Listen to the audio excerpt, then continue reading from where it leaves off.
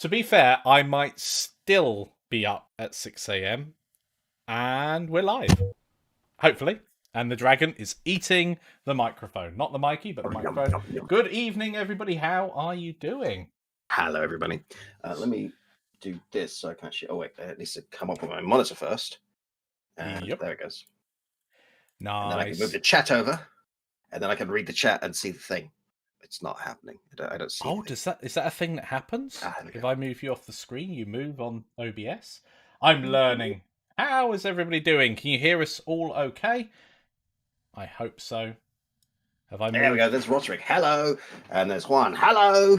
Buenas noches. There's Chris. Hello. And there's Israel. Hello. And there's Mikey. Hello, Mikey. Hello. I've just learned something, that if I resize the window that I'm capturing, it resizes you on the stream. So I better be careful with that.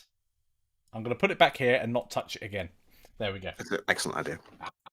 Hear us both fine. Fantastic. So yeah, we've got a couple of updates. This will be a bit off the cuff. This is a bit of an unplanned one. We've been rushing around like loonies trying to get stuff sorted.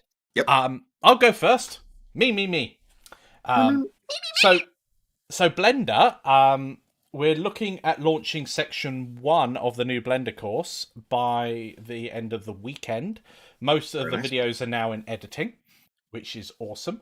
And also on the Blender front, we've got, I will find their channels, but we have 2 guest instructors. We've got Paul and Erin, and I will find their channels now. So Erin is awesome at procedural stuff. So he will be doing an entire section / course on an introductory course on procedural stuff, mainly materials. It's amazing what you can do with some procedural stuff. And Paul is really good at NPR, which is non-physics rendering. So you've heard of PBR, which is physically based rendering. Anything that's not that, as in real life stuff, is NPR, non-physically based rendering. So he's really good at that and the toon stuff. And he will be doing a section on the grease pencil, which is awesome. So we're going to actually get some 2D stuff in the course, which I really love. It's amazing what Blender is capable of. I mean, it is literally a Swiss Army knife at this point. I don't think there's anything you cannot do in it. Might not be literally a Swiss Army knife. Figuratively. Yeah, that's better. Yeah, okay. By the way, I should point out that the look of surprise and interest that I do on my face when Mikey's talking about this is not feigned. Mikey's taken point on all the Blender stuff, so I know that we've got these people working on it, but I don't know about the grease pencils and the Swiss Army knives and the cheesecakes. I'm just going to pull up their channels now so you guys can check them out as well. Shiny. Meanwhile, I've been working on Canopy cars. That's loud. What's going on? I've just started a disco in the room. You add the cube, delete the cube. You add the cube. Nice. Yeah, I want some cheesecake now. I've been working on the Canopy Cars thing. I'm hoping to release it, at least the first 2, possibly 3 sections, at the end of the week or next week. This is a soft hoping to, as opposed to a cast iron plan, because it depends how much I have to go back and re-record and fix and so on. With everything that's been happening, my recording has got a bit weird, and I keep having to re-record bits because I've not been sleeping great. So I keep being like, "Oh, we're going to do that thing," and it's not a great video that way. But yeah, it's coming along nicely. I'm really happy with the course, and I'm looking forward to seeing the kind of races you guys make out of it. Yeah, I'm looking forward to actually being able to race around. So the prototype is so much fun. I don't actually know if so we streamed about it earlier on, but not this month. It was just before Christmas, wasn't it? And I've updated my computer since then. Probably November, to be honest. Let me get a link to it. Did we pop it up on itch.io? Yes. Yeah, brilliant. Don't you go to itch.io because it breaks your computer. You're going to have to accept that link for people to see it, I think. I know, Juan. It's what are the odds? Hold on a second. I'm just posting. Erin, if I type that Can people see the link I have posted, or does Mikey have to post it? You've got a spanner on your name, so I should think that people can see that you're a spanner. In the UK, we call it spanner. In the US, they call it aluminum. I'll never tire of that. Thank you, everybody. There we go. There's Erin's channel as well. So Everyone sees it fine. There's Jessica Juan, Notrick. nice, excellent. Delete the cube. Add the cube. Delete the cube and add. Yeah, so I think you guys can obviously check that out. The itch.io Canopy cars. You can play it and have a feel as to the type of fun, quirky For those of you games who've being been joining made. us since we were talking about it, because the recording sort of slowed down over Christmas, it's a local multiplayer kart racing game, 3D kart racing game in the Godot engine using Creative Commons assets with 1 to 4 people on the same keyboard, which I think is hilariously funny, especially if they're kids. You can use controllers if you'd rather. I think that's less funny. I want footage of Mikey's kids fighting over one keyboard. All 4 I was going to people. say I've got to get it installed on one of the downstairs computers and just I'll bribe them with chocolate cake or something rewarding to them. Right, whoever wins gets a chocolate cake and the fight begins. That would be absolutely brilliant. Uh-huh. Yeah, everything is aluminum. That's at the pod. Yes, a spanner is a wrench. Yes, wrench. So And yeah, I've had to. I think there's a wrench icon over in Blender as well. Yeah, I'm sure there is. Yeah, under the modifiers stack, it's a picture of a spanner. I often say spanner, and yeah, people are like, Grew up in "Where's the England. spanner?" It's this. When new I was wrench. working in technical theatre or teaching technical theatre in New Jersey, I would frequently have to translate the names of tools and lighting equipment from English to American and American to English because we had both nationalities represented on the staff. So people would say things like, do you have a Grelco? What's a Grelco? It's a twofer. These are lighting things. Or do you have a wrench? Okay. What's a wrench? Yeah. We want to see that. Oh, you know, another one is I always struggle, and therefore every time I say like the period key or full stop, so I often end up going the period key or full stop every time I have to say that key. Yep. And the big one with coding, of course, is do we say brackets or parentheses? Braces. I don't know. I get around the whole thing by saying skeedly bobs. And I wonder why some of the other people who make tutorials don't take my stuff seriously. They do. They're lovely. Yes, it's very interesting with language because it can confuse people at best, especially if you've never heard of the other way of. I mean, say the something. worst one is when the word does exist in both dialects, but it has a different meaning. My very first, actually my second, student teaching experience when I was doing my master's in New York, they put me in a Title I school in Harlem. Title I means it's closing next month. So these kids were at the bottom of the barrel. They were great kids, but they knew that they'd been abandoned, like that they just had no hope. So I walk in there sounding like Mary Poppins, and the teacher's like, "You can take the assignment, yeah." It's like, okay, so if everyone gets out your pencil, does everyone have a rubber? And there was this deathly silence for about 10 seconds, and then these kids just started howling with laughter. And then 3 of them in the front row just went, "You're British." Turns out course. rubber in America has a very different meaning, and I should have said eraser. Oh no. Yep. That is 12-year-old kids. It was glorious. Oh dear. Well, they will remember that lesson. I bet they tell stories of it from now on. They do. I'm going to stop playing with my glasses cleaner because I can keep seeing it turning up in my hands when I'm looking at my screen. So I prepared a lovely cup of herbal tea an hour and a half ago, and it's still too hot to drink. Have you considered leaving the lid open? That's what I'm doing now. Watch. Some good TV. Look at my glasses steam up, guys. Look at them steam up. I mean, if unboxing could be a thing on YouTube, I think Mikey drinking hot tea should be a thing on YouTube. Oh, this one's a bit hot. Oh dear. Yeah, so talking about Blender stuff, because that's how we started the stream, and we like segueing all over the place. Keeps you guys on your toes, of course. Make sure you're listening. I've been on a segue. Yes, nice. So the Blender course itself is going to, I say course, for those who are not in the know, it's going to be more of a set of courses. So each section itself of the course will be it's in. Depending on where you buy it. Yes. So we're going to have on our site, Canopy.games, we're going to have each individual section as its own course, and then a bundle which will be everything Yeah. included. And And just to obviously, go, if you're a lifetime member, you get access to that yeah, bundle. yeah, So, totally. So we're going to be covering in the section that's going to appear shortly. It's actually going to be a section that's going to be free for everybody because it's real beginner stuff. But I think there'll be a couple of things in there that you get moments if you're more experienced, so perhaps listen to the videos as maybe a podcast. But that's going to be free not only on our site, but we're also going to put the stuff on YouTube as well. So if you're ever in a forum or on Facebook and people are asking those, can my computer run Blender, or what's another basic one? How do I install Blender, or different versions of Blender? You know, we're currently on 2.9.2, I think, or 2.9.1.2. How confusing.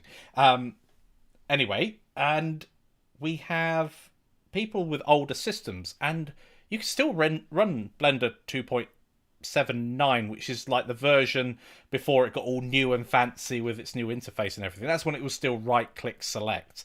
But if you've got an old computer, there's no reason why you can't use an older version of Blender to run it. And things like if you want the latest versions, if you want all the fantastically new, shiny things that will break when you try and use them or crash your computer, you can't get that if you've got a Steam install. You have to go via the Blender website, and I thought you could get it via the Steam install. So I've learned quite a bit by trying to put these videos together. But yeah, if you find anybody struggling with the real basics of Blender, I think this is going to be a good... I know I'm going to get hate comments. They're going to be, duh, this is so simple. But genuinely, there are people out there who have got their first computer and they're just playing and they want to get into Blender or into 3D modeling or into something like that. They're excited by it and they genuinely struggle with some of the real basics. So that's what this sort of whole chapter's about. Getting the in complete fairness, struggling with Blender is kind of how you know you're blendering. Like the amount of times I've forgotten the camera controls for Blender. I'll tell you what, if you hop from like a game engine, any game engine, into Blender, you're like, why can't I just use WASD and move around? Well, you can. Yeah. You just have to enable that function with a key press first. I'm confused. Where The am worst I? is switching from Blender to Substance Painter, which have completely other opposite Yeah. camera controls. They just don't work. There is a name for it, but I can't remember the name, where you basically hold down the function keys on a keyboard in order to move around. It assumes you don't have a 3-button scroll wheel mouse, whereas Blender definitely assumes you do have that in terms of its control interface. Yep. So excitingly, I want to go through some of the topics that I'm. Hopefully, all of these will be in the course in some shape or form. It may be that a section ends up small enough that we just include it in with something else. But we've got the basic section that I've just talked about, which would be great if you can share it with people who are complete new to it, absolute beginners. We're going to go through some basic block modeling, so simple low poly modeling essentially. So if you're trying to get some basic assets for a game ready, even some placeholders, that's a great place to start. We'll move on to curves, which are really, really useful for generating ropes, for generating pipe work. There's quite a bit you can do with them, even though you wouldn't think necessarily you could use curves for doing that. It's also a good way of making a more, like, if you're making a piece of furniture, a more organic and modern piece of furniture than just a sort of cylinders and blocks kind of shape. Yeah, totally. And you can use curves in a stylistic way with a character's hair as well, because you can taper from one end to the other, which means you can drape them over and have a different shape to a piece of hair, more like an anime style sort of hair. I think that's a good way of putting it. We'll be covering, of course, materials and textures, how the object looks, how you apply textures, how you UV unwrap and export into game engines. That's really important. and it's often a downfall when you're moving from Blender or any 3D modeling package into a game engine. You have this sort of, why doesn't everything come across the models there? Why is the texture not there as well? And there's some tools that can help out with that as well, which we'll go over. Genuine question. I'm not doing this in a sort of, but wait, there's more. Michael, have you? Are you going to be covering things like when you want to be using UDIM, when you want to be doing trim sheets, and when you don't? That is a good question. That when we're working on Mag Racer, we found a lot. There are these really cool solutions that actually work right for what we were doing. Yeah. So, and we really struggled with, should we do them anyway as a sort of best practice thing, or do we skip them? So that's a great question. I've not fleshed out the materials and texture setting. It feels like that might be a section on its own, because trim sheets and using trim sheets is a very specific use of texturing. So yes, in essentially, I think trim sheets will be there. UDIMs, I'm not sure whether to cover those at the moment, because they're a more advanced thing that is generally used in AAA games and also movies. And they're relatively new to Blender, so I don't know how stable they are. They're basically a way of applying multiple different texture sets of, let's say, 8K to an individual model and breaking it up, because typically you don't usually do that. And we found that in our specific case, with the workflow we had, they didn't actually save much time. And it just made it slightly more difficult for me, in the way I positioned the Substance Painter files, to find the bit I was looking for, because we were expecting several material channels and then smush it into one, as opposed to one material channel that's dimmed out. I mean, I love segueing it backwards and forwards. Since we're talking about materials and textures, obviously the Kickstarter we ran last year, sadly it was not successful, but we did have a good amount of experience playing about in Quixel's Mixer and Adobe Substance Painter. Is it still called Adobe Substance Painter, or is it called Algorithmic? But Substance Painter. So we had lots of fun playing in those. We won't actually in the Blender Creator Series touch upon those, but I will hint at other options, because I will plug the Blender Nest podcast at the moment. I'll go find the link in a moment. A group of Blender people from all over the world get together every Sunday or so, and we do a podcast. And one of the things that is a repeated theme amongst everybody there is Blender isn't the be all and end all of everything. If you need to do simulations, there's probably better packages out there, even if you have to pay for it. It's one of those things, is your time more valuable to you, or is the money more valuable to you? Maybe it's both. But for instance, Fire and Smoke, you could use Ember. It's a paid-for product. I think it's about $200.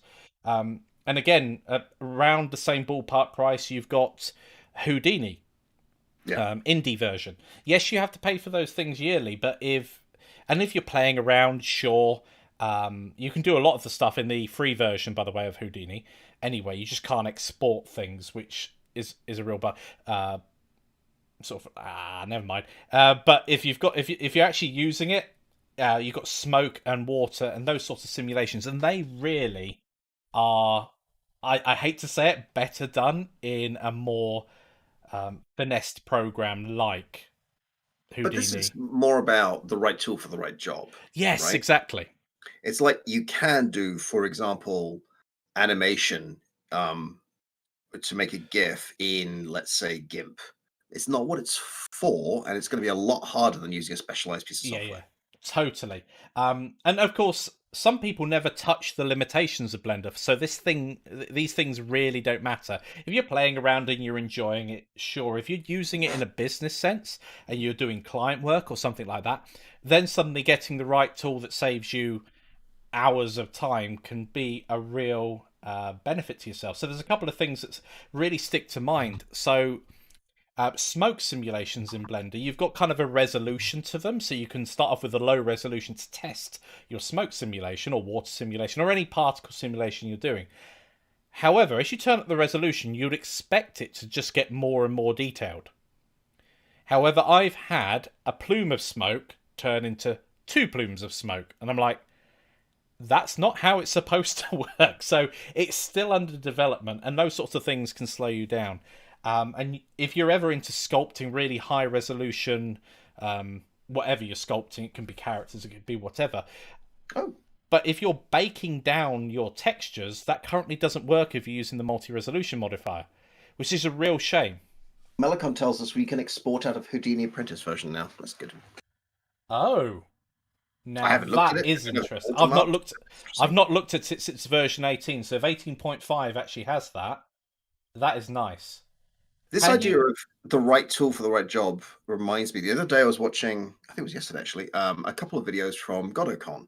Mm, GodoCon isn't in person this year, or wasn't in person. I guess it's over now because of a pandemic. So instead, they did pre-recorded videos. And one of the ones I was watching was Godot for Enterprise, where a gentleman was talking quite some detail about different ways Godot could be used. And he started talking about gamification. And when you're onboarding new employees and you're doing the orientation and you're doing things like mandatory ethics compliance, rather than do the normal training, you could just gamify it. And the educator in me was sort of resisting that idea because gamification is quite a it's a bit contentious contentious, topic. isn't it? Yeah. It is because it doubles down on extrinsic motivation. If you gamify something, there are some evidence to show that gamifying, for example, a maths class will stop children enjoying maths, but they'll want the reward. They're focused on the reward, they're not focused on the topic. And it made me think, yes, you can use Godot to gamify, for instance, corporate training or ethics compliance, but should you? Is it the right tool? Is that the right way to teach that? I don't know if it is. I haven't done the research, and this gentleman may absolutely be right. But it's interesting. You find yourself falling in love with Blender or Godot or Unreal or Houdini or whatever it is, and you kind of want to use it for everything. Yeah, And you definitely. sort of have to remind yourself it might not be the right tool for this. I'm really bad at this, by the way. Mikey will tell me I've got this new way of texturing something. It's like, but I have Substance Painter. Yeah, it and it's workflow at the end of the day because it's very difficult because a workflow change is really good evening. Uh, Disruptive.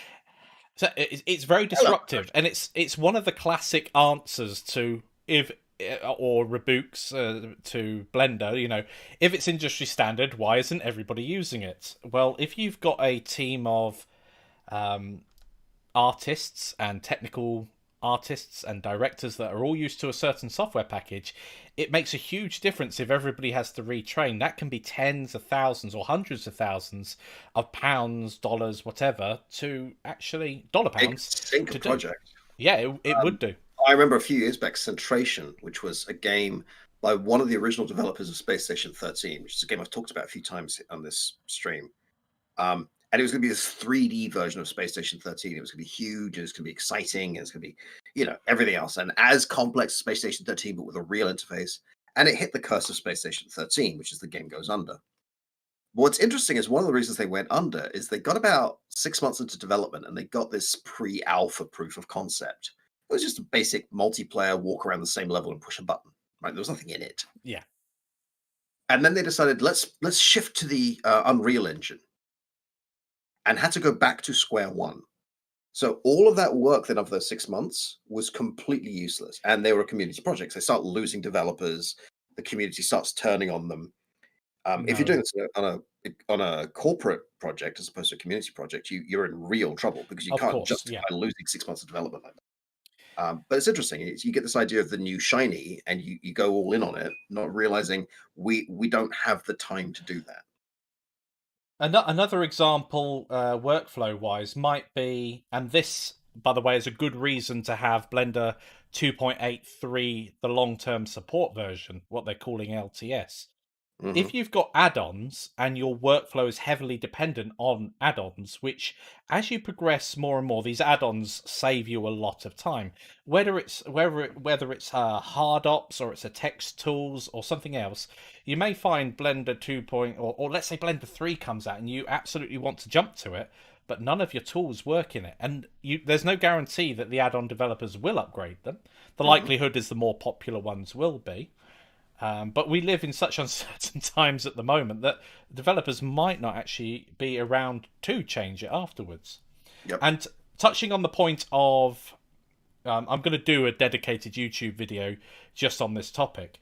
But I think everybody who's starting on a project, especially if they're doing it solo or a couple of people, Disney, Pixar, have just released a ton of new shorts. There's about 10 videos, and it's over 21 minutes or something like that, including credits. So they really are short shorts. Pardon the phrase. Good image.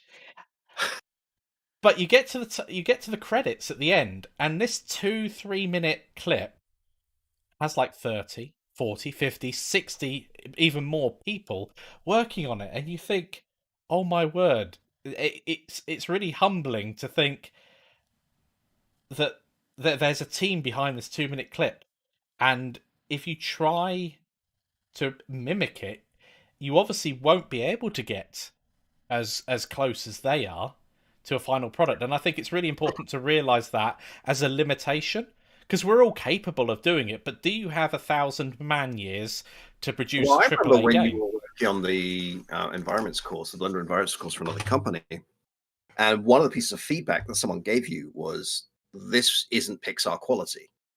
Like, because that's not the brief. Like, you can't teach that to beginners. No. Like, Pixar, it's like when you because I've been playing GTA a lot recently, and like GTA Online, and I keep seeing people talking about, look, we should get some people and make a new up-to-date version of GTA Online. It's like it takes $500,000 and 1,000 people 3 years to do this. If not more. Like, you can't do that with a couple of volunteers. You just don't have the time. I mean, GTA 5 is one of those. I'm really surprised. I hopped back into it recently as well. We've been playing a Mike bit. and I did a couple of heists, yeah. And my first comment is, wow, the graphics, they've improved them. They've actually kept the game reasonably up to date with, and yes, there are It's holes in aged the really well. technology these days, but it's a solid game. It really holds itself together really well. Um, and I love the car mechanics. You know, the way that the cars deform, buckle. Um, it's it's amazing how far they've come from GTA 3, which I'm also amazed with. GTA 1. A little less. I mean, I can swap sprites out when a car gets damaged. I totally get that. But the whole deformation of a car, I think that's really well done and well implemented. I think there's so much that's impressive with that game. There are some things that really aren't, especially some monetization and game design ideas like the flying motorbike. It's just like that breaks the game. Yeah. But what they do well, they do incredibly well. Yeah. When we were And doing the we heist the other day, it felt really good. We felt like we accomplished it. We went in as a stealth mission, and it's incredible that a game like that you can even have a stealth mechanic in that works pretty well. It's like a mini game of sorts, which I mean, you which is find yourself fantastic. knowing the limitations of stealth. And like at one point, you're like, "Are they going to notice the dead bodies?" Nope. Line them So up. It's fine. it's not Hitman in Yeah. that respect. So yeah, That's the thing. It's not a dedicated stealth game in the way that Hitman is. yeah. I have more fun playing Hitman, although I haven't played Hitman 3 than I did GTA. But yeah, I think there's more thinking involved in Hitman. Rather than and every now and again you get hit by a bug in GTA and GTA Online, like that one where we had the ambulances. Where we had to yes. to set up a heist, we had to steal an ambulance. Just steal one. And Mikey's like, I'm just going to call 911 on my phone and get an ambulance to turn up. And we'll steal it. And we did, and it would let us drive it in. It's like, all right, we'll go to a city and try that. We did. We'll find a parked one, and we did. And eventually, it was just like, can we just pay someone to steal it for us? Like, yeah, okay. But we spent like almost an hour with this bug of these ambulances not wanting to go in. It was a bit Or a character infuriating. who'll go around in circles for a minute before he gets in a helicopter, just because he's lost his contact lenses. uh, so I'm going to segue straight back to another bit of Blender.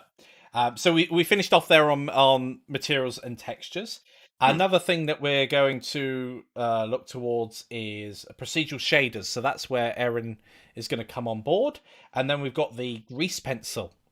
And that's where Paul's going to come in and take over. And then I'm not sure whether lighting and rendering are going to be bundled together into one package or not. That's unknown at the moment. I need to see if there's enough. I think there's going to be more than enough topics to cover with lighting and how that differs in EV versus cycles and where you'd use one over another.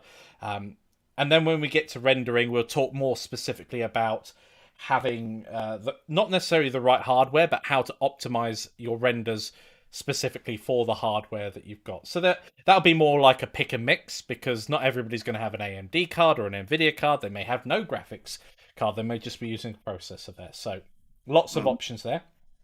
Rigging's going to be lots of fun. I've got a little test scene set up for that already. And animating, rigging and animation kind of come together, but setting up a rig and then animating it are kind of two separate areas of industry. So part of me wants to segregate things, as in, okay, you want to learn rigging now, let's really focus on it and not say we're going to model anything. So I'm going to provide assets for you to use and then start from there, rather than having half a section building something. It doesn't feel very focused on rigging at that point. And then once we've got the rig done, we can do some animation. Sculpting is a great one. And then we start to get into some of the other things that people might not associate Blender with. So compositing, the compositor in Blender is actually quite powerful. It's not the fastest compositor. By the way, Oh. Pakosh wants to know if that includes the breakdown of scenes with rendering individual layers.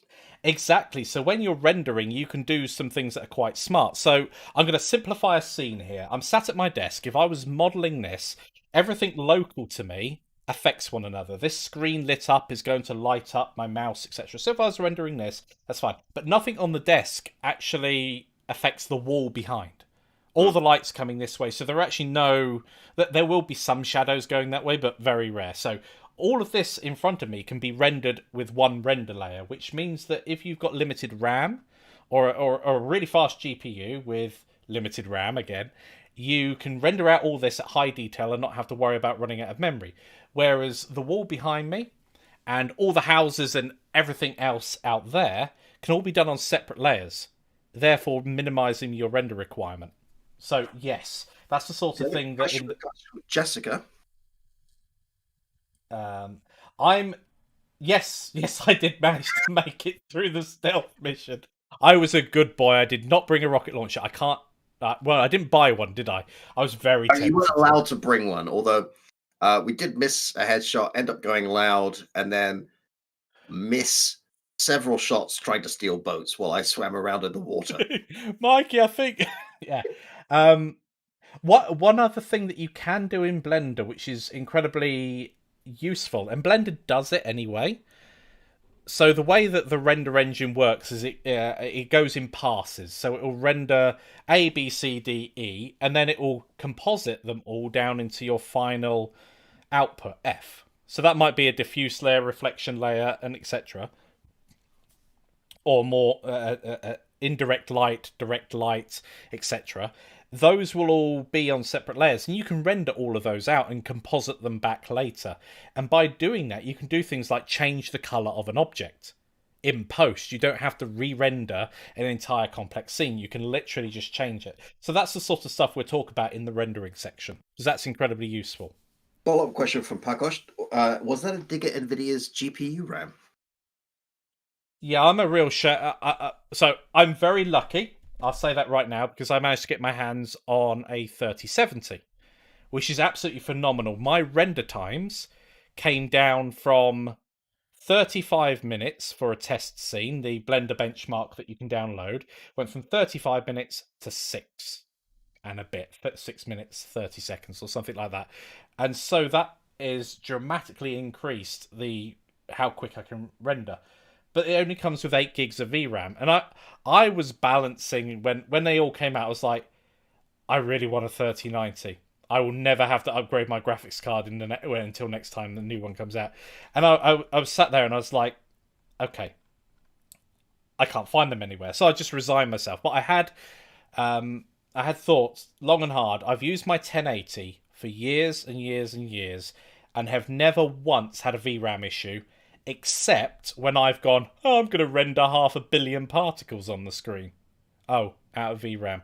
You know, Right. unless I've deliberately forced the issue by doing something like that, um, then I've never run into it. So I thought, you know what, eight gigs of VRAM is absolutely fine for 99% of the work I do, and for the 1% it doesn't, I'll just render it on CPU on another machine in the house and just leave it rendering or calculating or doing something along those lines. There's always ways in which you can do things that don't impact your main workflow. Again, it's workflow decisions going back to that. So yeah, I wish they had more VRAM in there, but I will say I haven't had, and this is anecdotal, I haven't had any issues with NVIDIA graphics cards for quite some time, including in Blender. I have had the issue when I first got my 1080 that it wouldn't work in Blender, but that sort of now that Blender's got all the money coming in for its development fund, that's actually proved very useful. And also, I use a lot of apps that use CUDA, which is NVIDIA Mm. only.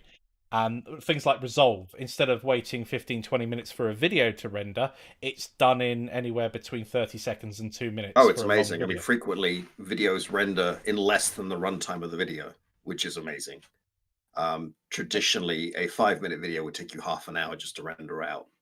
Yeah, I remember. I used to have. I've put on weight since then. I wonder why. I used to have a little bouncer next to my computer, so when I hit render, I jump on the bouncer.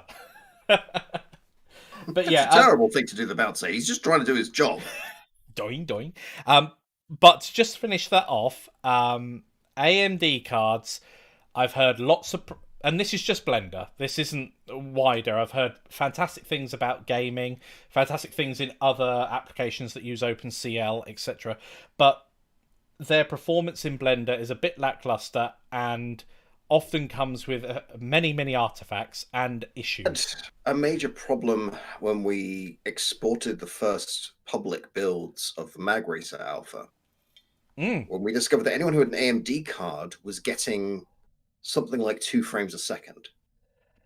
And it took it ages turned out to debug. the GLES 3 on an AMD couldn't use the anti-aliasing properly.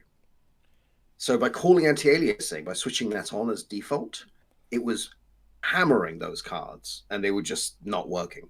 So we ended up having to put that in. If you're going to be developing for a large amount of players, it's actually worth having both cards or both manufacturers so you can test for things like that. Because it Definitely. never occurred to Mikey or myself. We both have NVIDIA cards. Yeah. So when we were testing the game and then we were getting feedback like, why is the frame rate so low? My computer's amazing. Like, I don't know. Why is it so low? Have you tried turning it off and on again? I mean, it's not like well, one of our models did have a 500,000 polygons in it, but that was resolved once we noticed and it was the file size that gave that away. We all the rest of the files were a couple of megs, and this other one was like 200 300 megs or something. I was like, why? And that was a single texture. Yes, it was a single 8K texture that I had accidentally embedded in the model but never used. Speaking of Mag Racer, and I'm going to put you on the spot a little bit, would you like to show the work in progress for the Sentinel? Because the Sentinel was the first craft that we put into the game. It wasn't the first craft Mikey made. The first one he made, I removed from the game. Because I didn't like it. I thought it looked like an upside down fish. I can open the shark as well. I need to just find it quickly. I think I've got it on here. Yeah, so I'll load up the old one first because I've got the. I'll show the shark as well. And I'm opening in an older version, so don't do this, boys and girls, because I've just got a warning at the bottom of my screen saying you've opened this and you used Blender 2.9. Expect data loss. So let me switch over. So I need to move this across here so it doesn't interrupt it. While he's doing that, the thought behind this was we wanted to make each craft feel a little more unusual and unique. We didn't want 3 craft or 2 craft. We had the Sentinel and the other one, the Delta, looking very similar, and we wanted the profiles to feel very different. Yes, yeah, it's difficult sometimes to just work out different shapes because we wanted them all to be unique. So this is the one that never made it into the game. It's kind of an upside down. Do you want to share your screen? I am sharing my screen, I believe. with me.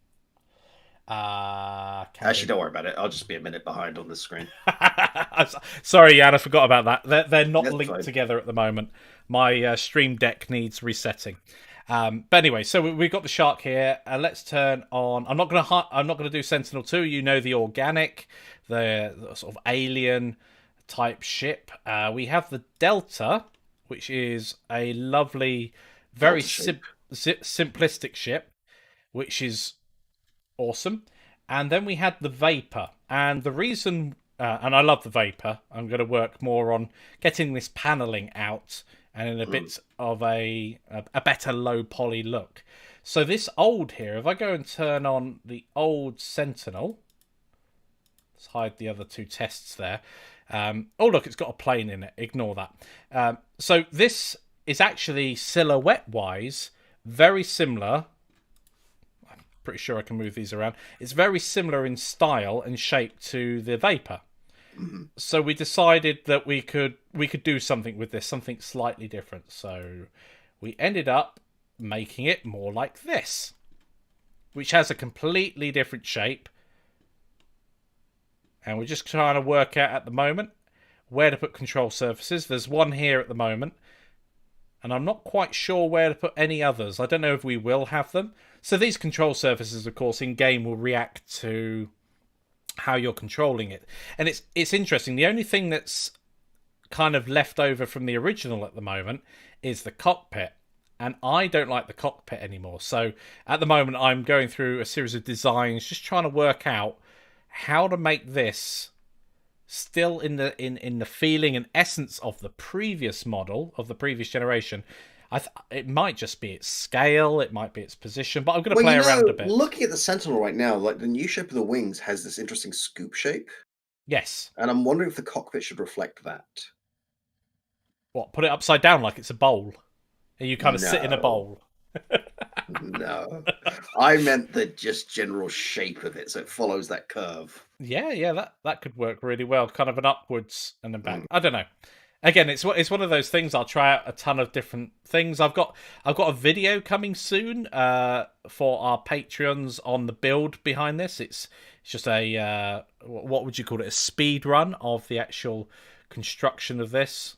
So that'll be coming out shortly over on the Patreon. Yeah, and I think for the control surfaces, you could probably just put like a large flap on the edge, on the very edge of the wing. Quite possibly, yeah. It's one of those questions on. So we've got this sort of tilt as it goes around corners. It will do that, but we can also yaw. And the question is whether to put some affordance to the player as to whether or not they're doing that action. Some of the ships do it incredibly well. Um, Probably the best one for it is the organic, because the actual things that are not attached to the ship at all, they actually come in and out depending on what you're doing and how fast you're going. It will Mm. shrink and retract accordingly. Um, but does that make a gameplay difference? No. Does it make you feel better about your craft? I Yes. know, I would argue that it's an important piece of visual feedback. Mm. Like How the when player you're going quite perceives it. fast, you're making tiny little adjustments. It's good to see them on the craft, not just on the track, because Mm. everything happening that fast, you sometimes need that little bit of extra feedback. I suppose if you've got something stuck on your controller, it also helps. I mean, it's You can yes, see what it it's definitely doing. does. It's like when I put the FOV effect when you hit boost. So the faster you Yeah, go, yeah. the more the camera will do an FOV. If it's done just right, that really helps. If it's done too much, everyone suddenly starts getting motion sick. Yeah, you're essentially just going backwards and forwards, which is not I mean, so I would good. say the more information we could put in world, make diegesic, if you want the academic term, Yeah. the better. The less we put on a HUD. Like what I don't want to see is when you turn right, you get an indicator on the HUD saying you're pressing right. Can we put an indicator on the craft that just starts blinking? Oh dear. So yeah, there are lots to do on that, and I've had lots of fun playing around with the ship designs and put things together. Did you? Can you whilst I talk about geometry nodes, post a link to the Patreon for people in case they Yeah. don't know about it or where it is. So, geometry nodes are really new in Blender. So this is part of the Blender's everything nodes. It's kind of moving a bit more towards how Houdini works. And you can do some absolutely fantastic procedurally generated models using geometry nodes. You're able to plug things in, do recursive loops. It's almost like programming your model, but using visual programming, which is absolutely phenomenal. It's really accessible. It takes a bit to get your head around it, but it is really, really useful. That won't appear in the base course simply because it's not ready yet. But as soon as it's actually out there in the wild as a full release, then it will appear in the course. So it won't appear in the first pass of the course. I think it's not going to be till Blender 2.92 at least that will remain stable. The problem with doing something that's in alpha is all of a sudden Blender will go, actually, we want these icons to be a different color, or we're going to change the way something's named, and that can be completely destructive if you're trying to create a course on that. So geometry nodes are absolutely fantastic. Has anybody here played with geometry nodes yet? Or is it all just mystical words? Mystical. Words. Mystical. Sorry, I'm having trouble logging into our Patreon account, so I'm just going to do it this way. Here we go. Nice. Hey! He's in the chat, ladies and gentlemen. Aaron is watching us, making sure, keeping me in line, making sure I'm not promising he's going to do work that I've not said. So yes, we have been in companies where that's happened, and it's always very funny. So yeah, if you've got any questions, grab him whilst he's here. No, in all seriousness, geometry nodes. I've spoken to Aaron lots about it. It's just changing so quick, literally to the point that you can create a video on it, press publish on YouTube as a freebie for everybody to take, and no one can follow it because they changed something on the next daily build. That's one of the things. If you ever download an alpha, it typically is built the night before or built on that day, and so who knows, that version might not work on your computer, and tomorrow's might. I had some very interesting things. When Blender 2.8 first came out, I had to redo an entire beginning of a course because they changed so much. They changed the color of icons, and then they went back to being monochrome. And I was like, actually, I quite like them being color. I know it's a personal preference thing, and color, and making sure that it's colorblind appropriate. And there are different types of color blindness. So UI is a complete minefield, and changing it as a beginner to anything, if it looks different from the thing you're looking at, it can just completely paralyze you, which is just not fun as a learning experience. As someone who's a serial learner, is that a term? I'm very self-driven to. Yeah, I'm very self-driven to learn stuff, and Autodidact? Autodidact.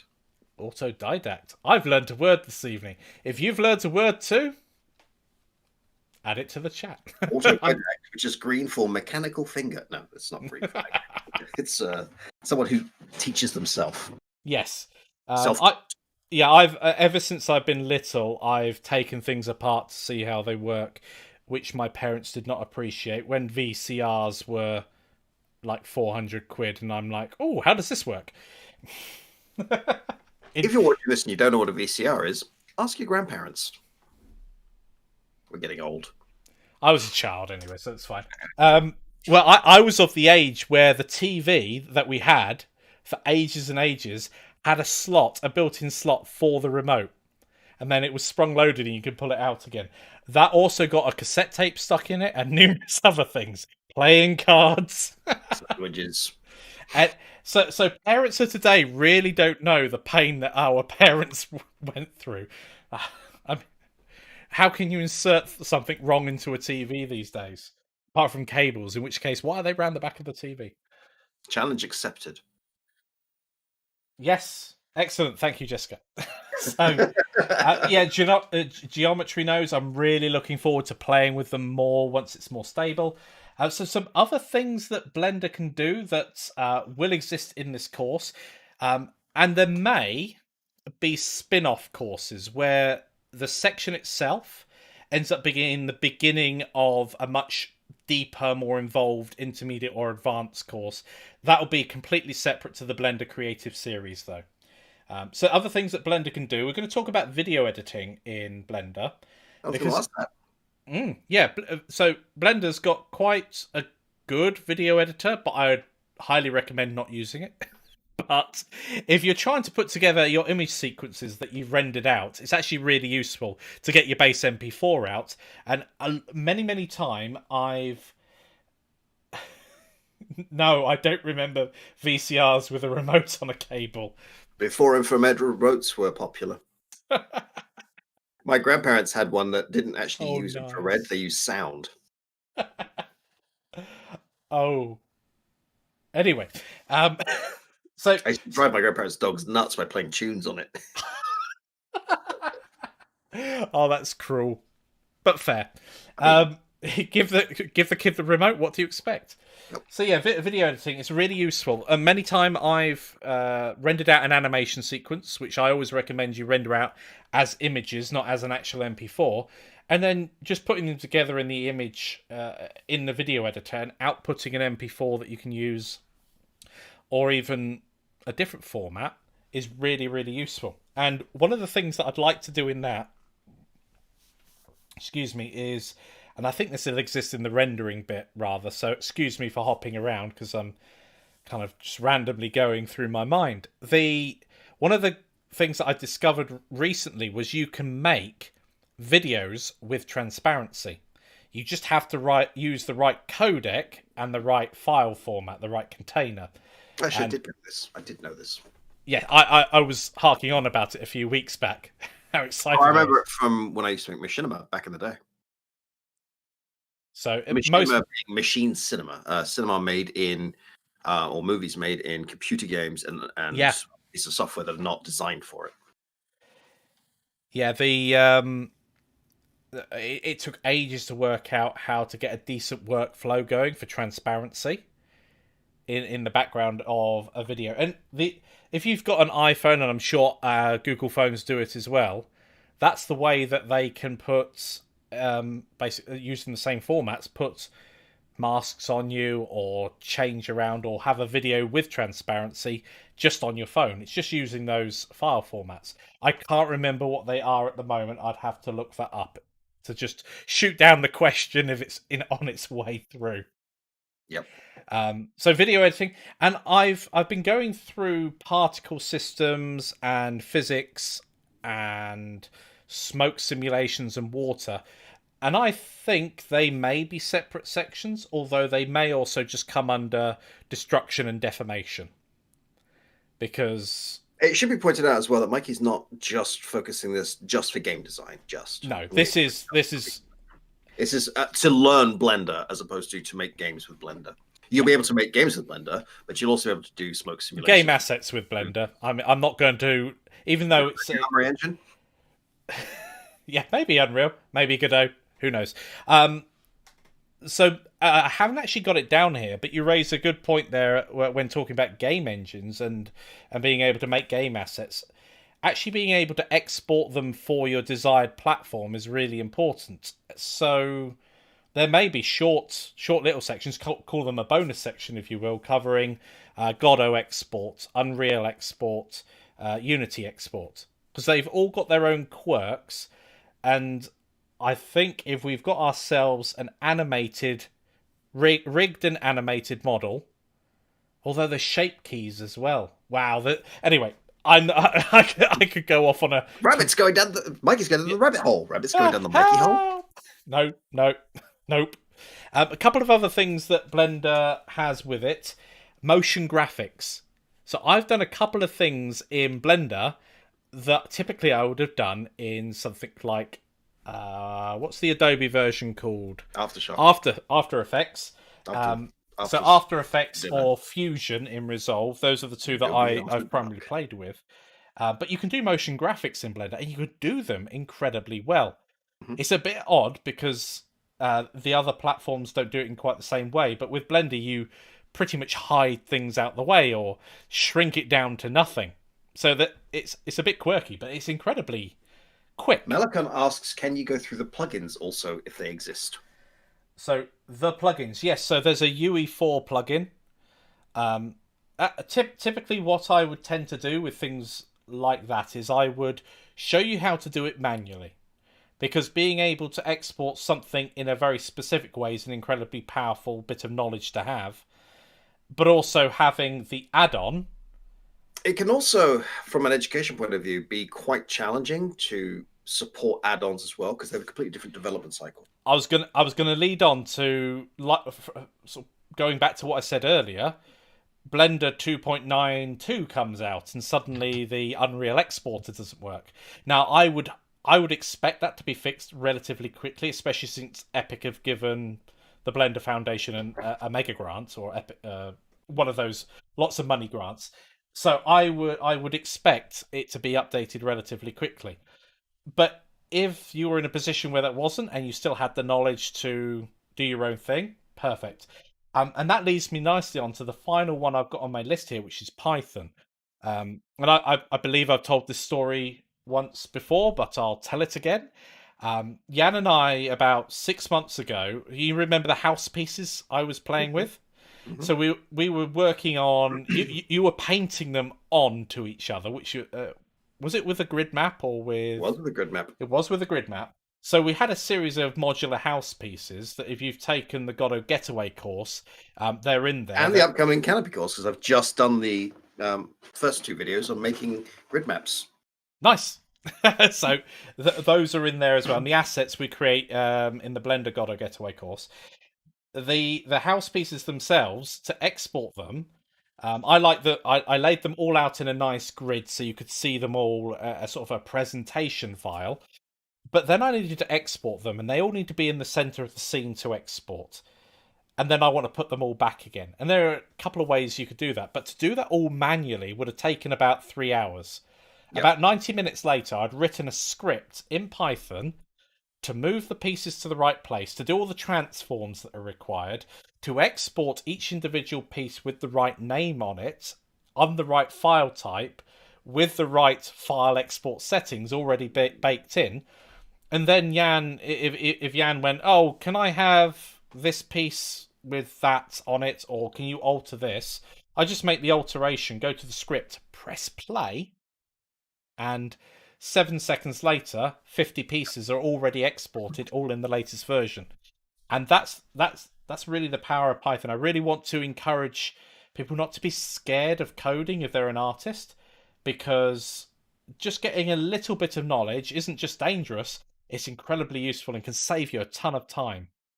Because there's no real merit in doing a ton of manual labor just to export pieces. That's just one example of many that you could use Python for. You could automate a lot of what you do in Blender. If you find yourself doing the same thing over and over again, you probably should write a script for it.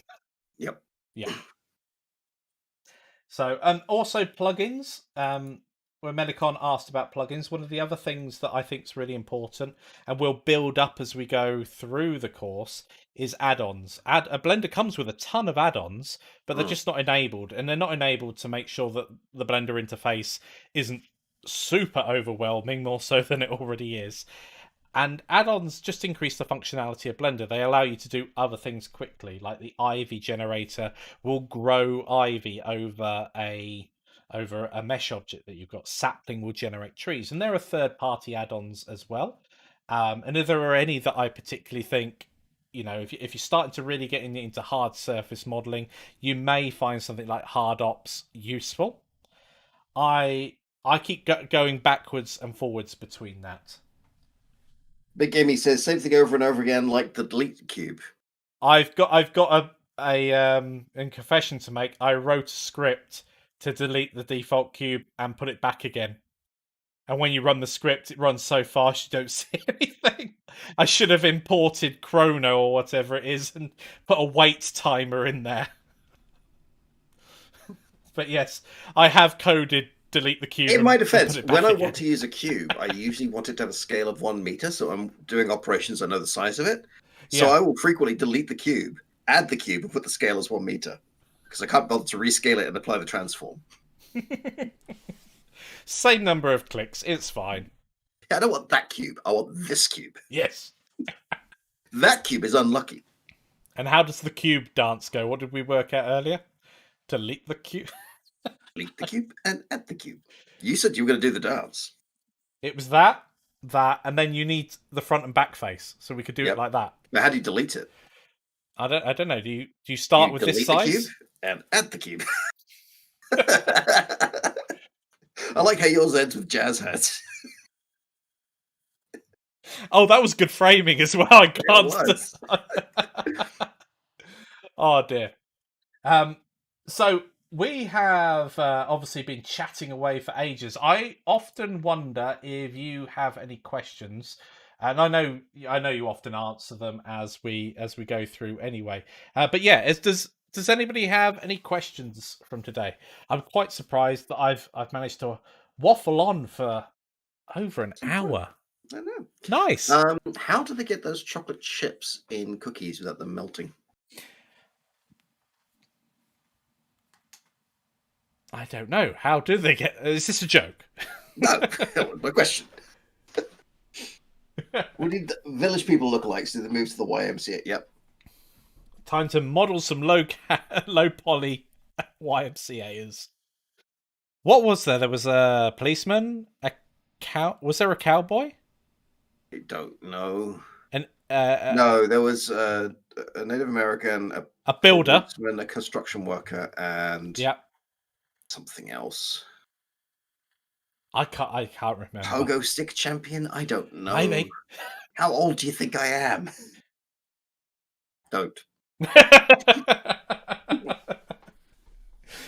Some questions. How are Jan's cats? They're pretty good. His cat has been looking for a lot of attention recently, which has led Caboodle to try and murder him about 3 or 4 times a day. You too. Stop it. Mikey asked me, what happens if, a dog is in the house with them? And, Caboodle tries to kill him.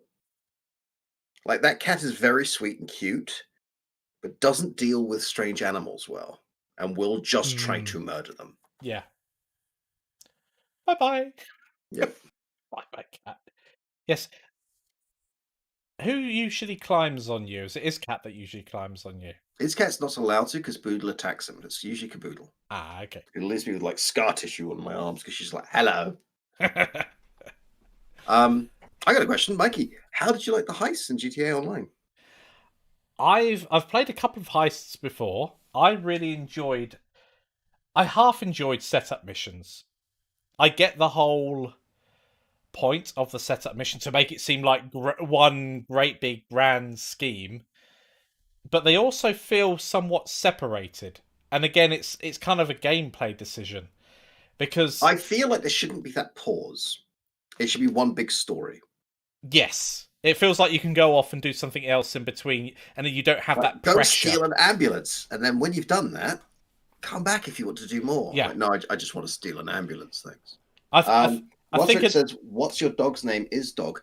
I don't have a dog, but 12 years ago, when my mother bought a dog, she called it Izzy, and I called it Izdog, and my mother got very upset and said the dog's name isn't Izdog, and the Izdog passed 2 days ago. And remained Izdog that entire time. So I was pretty happy with myself. Oh, bless. Could you guys give a quick TLDR of the announcement around the courses? The announcements around the courses are development carries on apace. Mikey has some basic notion of initial release of Blender, which is... So, so Blender. The first section for absolute beginners will be live at the end of the weekend, all being well, and then more stuff will just keep coming. I think when we publish them on our site, they're available to lifetime members the moment each lecture is published, and as they actually get finished, the section, they'll become live and available for everyone. with the rest of the course, it would just come out as it comes. You're working on Canopy Cars at the moment. We've got 2 guests in the course itself. We've got Erin, who I don't know if he's still in the chat. If you scroll up, you'll find his channel. Rather than telling you to scroll up, why don't I go and find it myself? So let's see if I can copy that. Copy link location. So this is Erin's channel. He's going to join us for some awesome proceduralness. And here then is Paul's channel. Oh, thank you very much, Jan. That saves me copying and pasting. Oh, did you paste something? Yes. Okay, there it is. So go check them out. They'll be in the course, as I say, covering procedural materials. And we'll also have Paul, who's going to cover the grease pencil in depth. We're actually going to do some 2D art in Blender. Still think grease pencil needed a better name. Yeah. It's one of those archaic things that doesn't really make much sense these days. It sounds like a medical condition. It's so abstracted from what it was originally. It doesn't make sense anymore. All right. So has your course got grease pencil? No, it's just the way I walk. It's like if I said I'm going to give you a call and I was signing it to you, I'd be like, I'll give you a call. And a lot of kids today are give you a call. It's like, are you sure they're not voguing? No,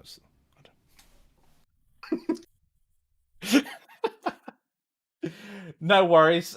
Yeah, typically we stream 7 p.m. UK time.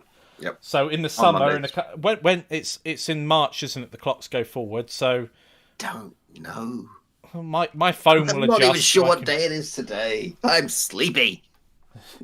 I've got 2 clocks in the house. No, 3. The oven and 2 microwaves that don't adjust, and it's really annoying. I like the fact that you think kids are calling each other on the phone. Like, these things are used for a lot of things, but they're very rarely used for phone calls anymore. They're playing Roblox or Minecraft or something. Yeah, that's what they're for. No, it's for watching TikTok. I know what teenagers are up to. I've got friends in their 20s who keep sending me TikTok videos, and I genuinely don't understand how I'm supposed to react to them. Like, a really good friend of mine that I've worked with a few times, known for years, they sent me a bunch of TikTok videos about a woman doing dances mimicking balloons being crushed by a machine. I'm like, why? It's not that I mind the video. I'm too old to know how to respond to this. Do I laugh? It's like, do I get angry? Slow down there. I've only just learned about Twitter, and I'm still rubbish. And I'm not happy about that. There we go. On Sunday. Thank you. So the following Monday it may be in a different time than it is usually, but it'll still be 7 p.m. our time. Is this the day we lose an hour of sleep? Yes it is. I lose an hour of sleep every day. That's very clumsy. Where did you put it? Anyway. It's under the couch, I think. I just couldn't be able to reach for it. Yeah. Thank you, everybody, for joining us this evening. Thank you, everybody. Yeah. If you're not part of the Discord channel already, and I will ping an invite in the chat here, actually. I think that'd be a good idea. Ooh. That's sense. I mean, we primarily hang out in our Discord channel most of the time, so let me go and set up an invite link. Never generate. Copy. That comes with free sound effects, so don't worry. Where's the chat? Here we go. I'm trying to resist the urge to make coffee at 8 o'clock at night. Don't make coffee at 8 o'clock at night. Make 2 cups so I can have some. Well, no, I'd make a pot. I'm in. It'll be cold by the time it gets here. So yeah, come over to our Discord if you're not already there.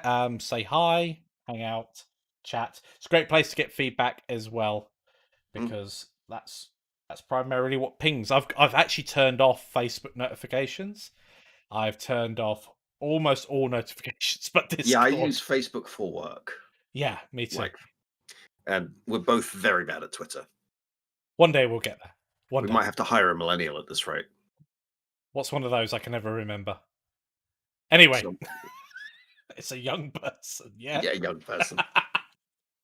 All right, stay safe, everybody. We will see you next week. Play games, make things, be awesome. My cat is attacking my chair. There it is. Like right on cue. Yep. Take care, everybody. Stay safe. Bye. Bye.